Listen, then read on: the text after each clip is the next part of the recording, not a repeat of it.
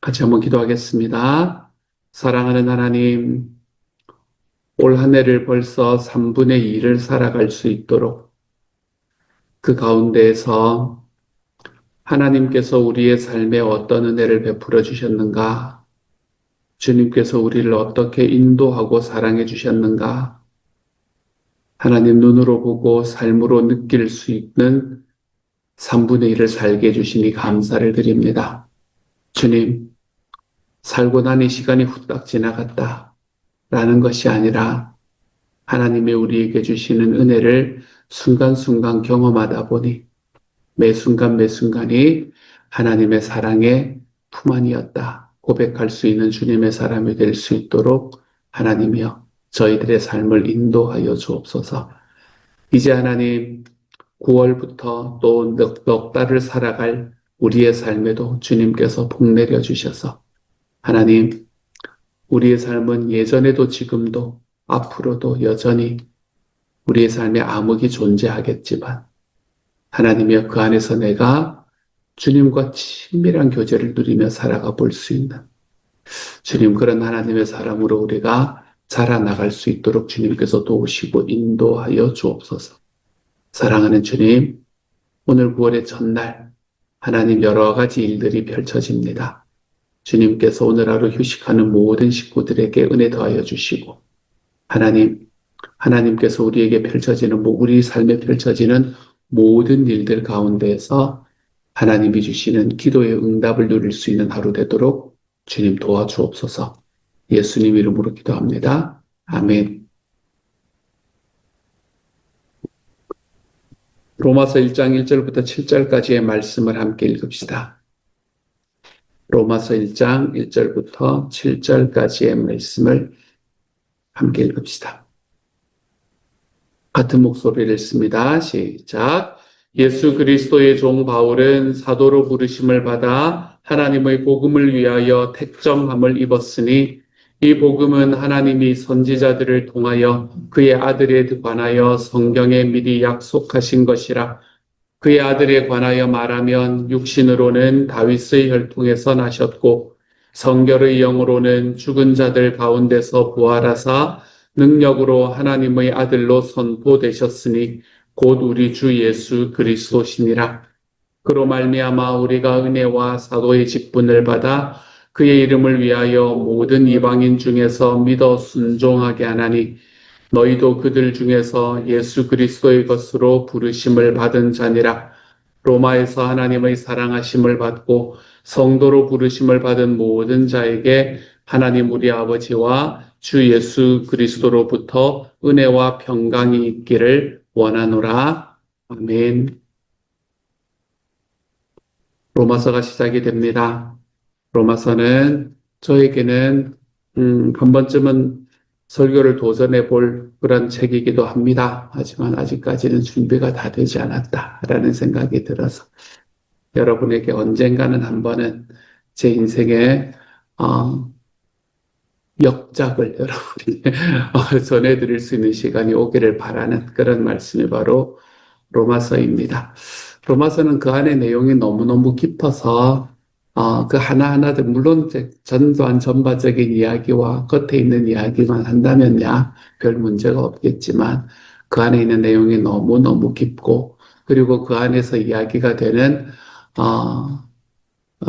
이 생각들이 학자들의 이야기들이 너무너무 많이 갈라져 있기 때문에 그렇기 때문에 제가 가지고 있는 로마서에 관한 제 생각 그거를 정리하는 데는 아직도 시간이 조금 더 걸리는 그런 책일 것 같습니다. 그렇게 생각을 하고 있는데 주님이 또 감사하게 새벽 예배의 말씀으로 이렇게 딱 주셔서 그래서 조금은 더 한 걸음만 더 걸어갈 수 있는 시간이 되기를 바랍니다. 라는 마음으로 말씀을 앞으로 좀 전해 보려고 합니다.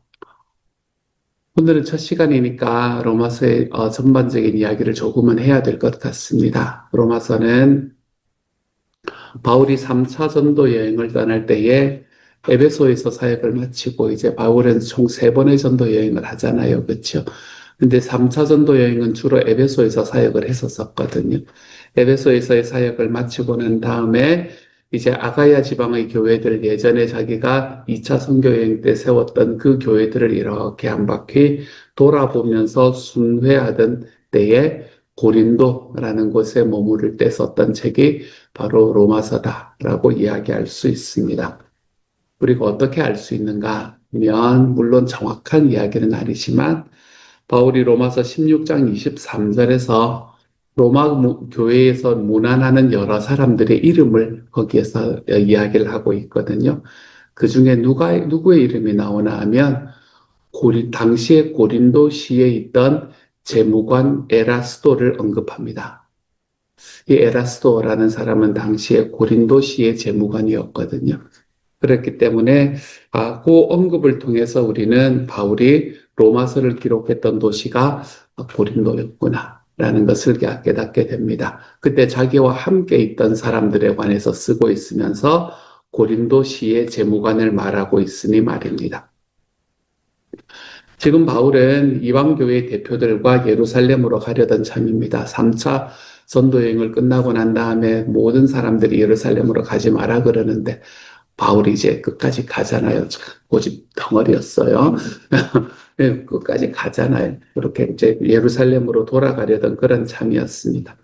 그가 가야 되는 이유는 분명했습니다. 사실은 당시 예루살렘 교회에 기근이 있었거든요. 기근이 있어가지고 그 기근으로 인해서 이제 예루살렘 교회가 모교회였잖아요, 자기들의. 그래서 모교회를 돕자라는 그 마음으로 다른 나라에 이방 나라에 있던 교회들이 이방에 있던 교회들이 헌금을 모았단 말이에요.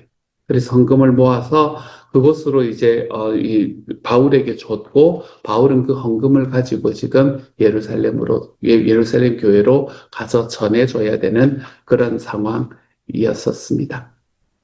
그렇게 바울의 발걸음은 예루살렘을 향해서 이렇게 가고 있으면서도 바울의 마음은 그것과는 조금 다른 마음을 가지고 있기도 했었습니다.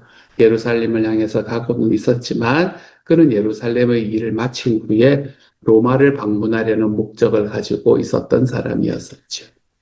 내가 결국에는 로마도 보아야겠다라는 게 바울의 마음에 있던 이야기였습니다. 그래서 로마를 방문하려는 목적을 가지고 있기 때문에 먼저 로마서를 기록해서 보냈습니다. 로마라는 곳이 자기가 그곳에 가서 복음을 아직 전한 일은 없었지만 한 번도 방문한 적은 없었지만 그곳에 교회가 세워졌다는 이야기는 들었거든요. 바울은 지금까지는 거의 모든 서신들이 자기가 세운 교회를 향해서 바울은 서신을 썼습니다. 근데 로마서는 자기가 세운 교회가 아니라 누군가 다른 사람에 의해서 세워진 교회에 로마서를 쓰고 있는 겁니다. 편지를 쓰고 있는 굉장히 드문 편지 중에 하나가 로마서라고 이야기할 수 있습니다. 그렇게 자기가 세우지도 않았고 일면식도 없었고 한 번도 방문한 적도 없었던 로마 교회에 편지를 보내게 됩니다. 그 편지를 보냈던 목적이 무엇일까? 그 편지를 보냈던 목적은 사실은 로마서 15장 22절부터 시작해서 좀 잘 나타나 있습니다. 그 이유는 뭔가 하면, 그 목적은 뭔가 하면 자기가 이제는 지중해의 동쪽에서 복음 전도를 마무리했다고 여겼거든요. 이제 로마까지 가면 로마가 사실 지중해 거의 저 중앙 쪽에 있는 그런 나라잖아요. 그렇죠? 이탈리아가 중앙 쪽에 있는 나라잖아요. 그러니까 로마까지 가게 되면 이제 지중해 동쪽에 있는 복음 사역은 거의 마무리했다고 생각을 한 겁니다. 그리고는 이제는 지중해의 서쪽에 있는 이 부분에 있는 복음 사역, 이 복음 사역을 감당을 하려는 마음을 바울은 가지기 시작을 했던 거지요. 그렇게 이제 서쪽을 향한 복음 사역을 할 때에 그 서쪽을 향한 복음 사역의 제일 끝은 어딘가 하면 물론 지금이야 우리가 전 세계를 이야기를 하는 거겠지만 그때 당시의 로마에 살아가던 사람들에게서 세상의 끝, 이제는 이곳에까지 가면은 세상의 끝이다라고 이야기했던 곳은 스페인입니다. 스페인까지 딱 가고 나면 유럽이 끝나는 거잖아요. 그렇죠? 그리고 유럽의 끝 이후로 뭐가 있는지는 사람들은 그때는 모르던 때였단 말이에요. 그러니까 지중해의 서쪽의 복음 사역 그리고 그 복음 사역의 끝은 스페인이다라고 바울은 생각을 했었습니다. 그래서 이제는 스페인으로 가고자 해. 복음 사역을 하면서 그 가운데에서 로마 교회로부터 도움을 받고자 하는 마음으로 이 로마서를 쓰는 것을 우리는 이 로마서를 쓴 목적이라고 이야기할 수 있습니다.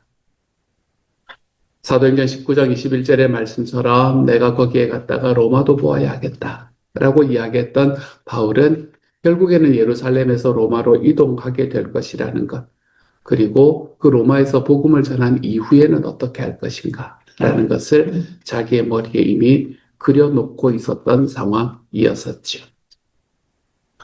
그런데 이제 한 가지 문제는 로마 교회는 자기가 세운 교회가 아니라는 거예요. 자기가 세운 교회가 아니니까 물론 바울에 대한 이야기를 듣기는 했었겠지만 바울이라는 사람, 자기가 어떤 사람인지를 로마 교회에 있는 사람들은 모르고 있었을 거라는 거예요.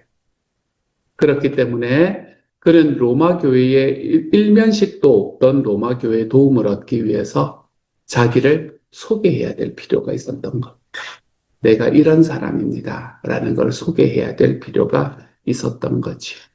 그렇게, 그런 그 속에 있어서 가장 중요한 것 중에 하나, 그게 뭔가 하면 자기가 전하고 있는 복음의 진리가 로마 교회가 가지고 있는 그리고 알고 있는 복음의 진리와 다르지 않다는 것을.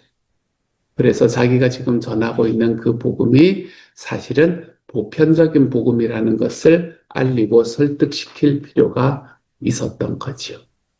그 이유로 바울은 로마서를 쓰게 되는 것을 보게 됩니다. 그래서 사도 바울은 우리가 신학자라고 이야기할 수는 없거든요. 사도 바울은 신학자가 아닙니다. 사도 바울은 선교사입니다. 선교사.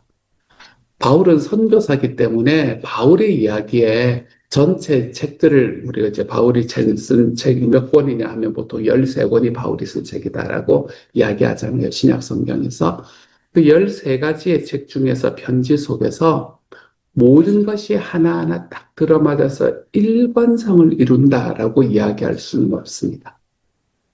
우리가 여기에서 나오는 사도 바울의 이야기가 여기서도 딱 맞고 막 이렇지 않는 것도 분명히 존재합니다. 근데 그건 우리가 사도 바울이 신학자가 아니라 선교사다라고 이해하면 너무 쉽게 이해가 됩니다. 사도 바울은 선교의 현장에서 자기가 지금 교회를 세우고 하나님의 복음을 전하는 그 현장에서 그 현장에 있는 상황들을 하나님의 말씀과 함께 어울려서 이야기를 하기 때문에 예를 들면 갈라디아에는 갈라디아의 이야기, 에베소에는 에베소의 상황 관계되는 이야기가, 고린도에는 고린도에 관계되는 이야기가 그곳에서 펼쳐지게 되는 겁니다. 사도 바울은 절대 신학자가 아닙니다. 그는 앞뒤가 딱 맞는 모든 것이 완벽한 이런 학자 스타일. 여러분, 바울은 학자 스타일이 아니었을 것 같아요. 저는 아무리 생각을 해도. 근데 로마서는 그런 바울이 쓴 책 중에서 가장 신학적인 책입니다. 왜 그런지는 좀 전에 이야기했던 그 이야기에서 우리가 발견할 수 있어요. 평소 때야, 에베소 교회야, 예를 들면 에베소 교회 같은 곳이야, 자기가 세웠던 사람들이고, 자기 얼굴 아는 사람들이고, 바울이 누군지 아는 사람들이란 말이에요. 그러니까 그냥 앞에 것들 좀 이렇게 싹 생략하고 해도, 그래, 착하면 척인 사람들이잖아요. 근데 로마 교회는 전혀 모르는 사람들이란 말이에요. 바울이 누군지, 자기가 누군지를 모르는 사람들이란 말입니다.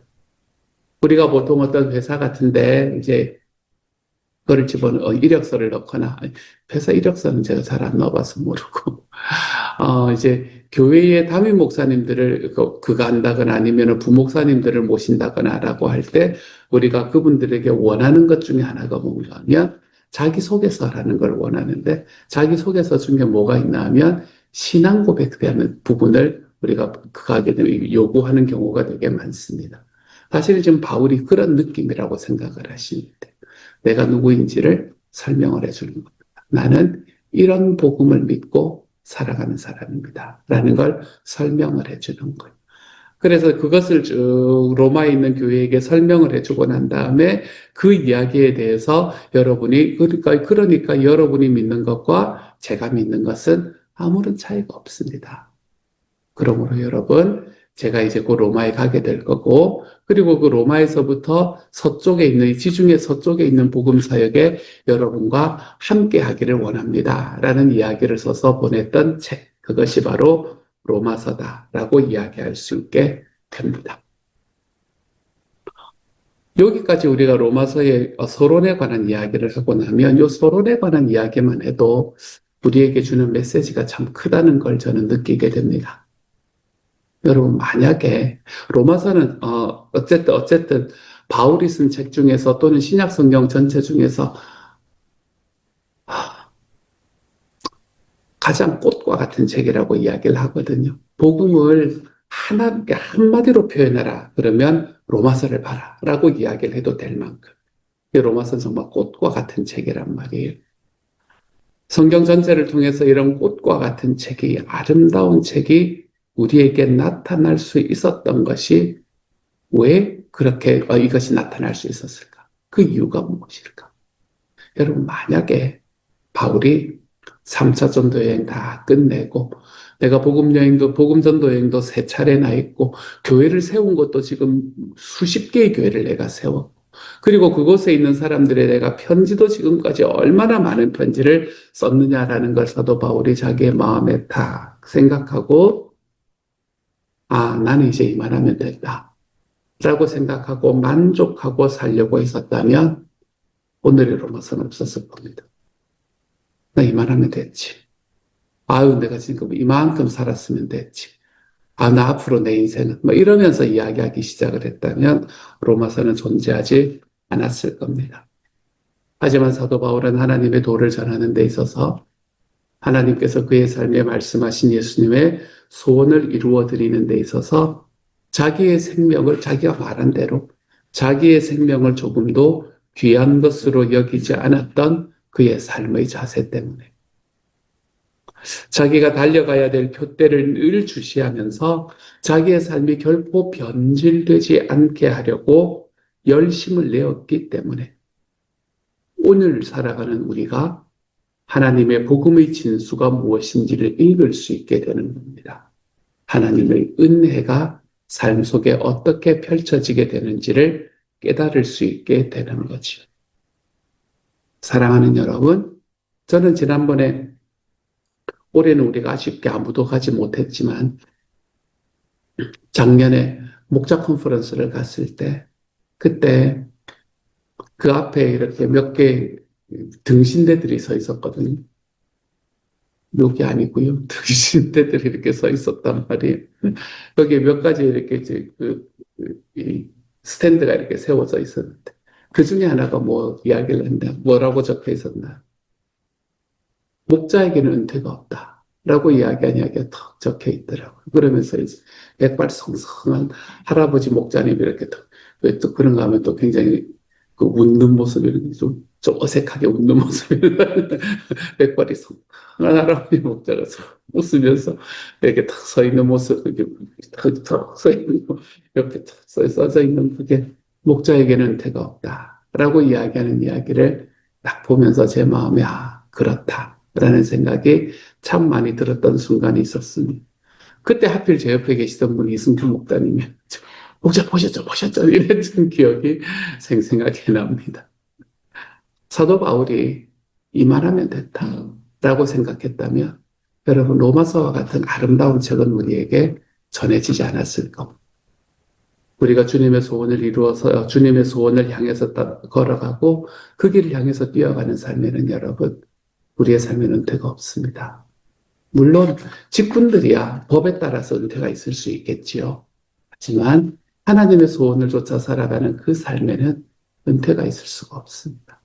힘써서 살아가고 언제나 어느 나이에거나 어떤 상황에서거나 우리가 그 길을 향해서 힘써서 걸어가는 삶을 쉬지 않을 때 여러분 여러분의 삶에도 저의 삶에도 로마서를 남기는 것과 같은 아름다운 일들이 하나님 앞에서 일어나게 될 것이라는 확신이 있습니다. 그러므로 살아가는 여러분 너무 쉽게 만족하지 마십시오. 어제의 메시지하고도 연결이 되어서 너무 쉽게 만족하지 마십시오. 가장 좋은 것을 구하면서 걸어가십시오. 가장 좋은 건 뭐예요? 하나님께서 나와 함께 계시는 거예요. 내 하나님 자체를, 하나님 자신을 좀 추구하면서 살아가십시다. 내 삶의 다른 소원들 다 못 이룬다 하더라도 내 주님의 소원은 좀 이루어 드리기를 원합니다. 우리가 그런 마음으로 좀 걸어가십시다. 이러한 삶에서 쉬지 않고 쉽게 만족하는 삶, 그 삶을 우리가 좀 내려놓고 가장 좋은 것을 받기를 원합니다. 가장 아름다운 일을 하기를 원합니다. 우리의 마음에 그 마음으로 힘써 주님의 삶을 걸어감으로 인해 저와 여러분의 삶에도 사도 바울에게 로마서처럼 우리의 삶에도 정말 크림 오브 더 크롭, 우리의 삶에 가장 아름다운 것들이 하나님 앞에 지금부터 열매 맺어갈 수 있는 하나님의 사람들이 다 되어갈 수 있기를 우리 주님의 이름으로 축복합니다. 같이 한번 기도합시다.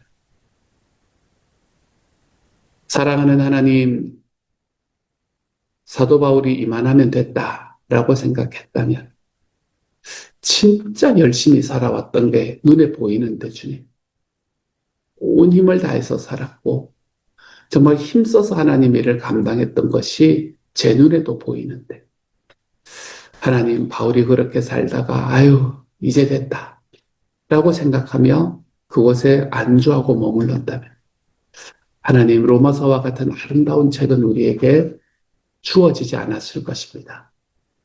사랑하는 주님, 우리가 지금까지 하나님 앞에 살아왔던 삶, 아유 이만하면 됐지, 아유 이만하면 됐다 하면서 하나님 앞에 안주한다면 주님, 우리 삶에 하나님이 베풀어 놓으신 더 좋은 일은 우리의 삶에 오지 않을 것을 또한 알고 있습니다.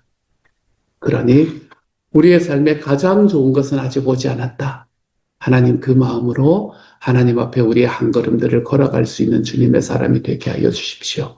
쉽게 만족하지 말게 하시고 더 좋은 것, 가장 좋은 것, 하나님 자신을, 그분과의 친밀한 교제를, 나의 소원이 아닌 예수 그리스도의 소원을 하나님 우리의 삶에 이루어 드리는 일에 우리의 발걸음을 쉬지 않아 볼 수 있는 하나님의 사람이 되게 하여 주시고 그 삶을 걸어가는 과정 속에서 하나님 날마다 우리의 시간이 가면 갈수록 더더욱 하나님이 주시는 가장 행복한 일들이 우리 모두의 삶에 베풀어질 수 있는 하나님의 사람, 바울에게 로마서와 같은 일이 우리의 삶에도 펼쳐지는 하나님의 사람들이 되게 하여 주옵소서.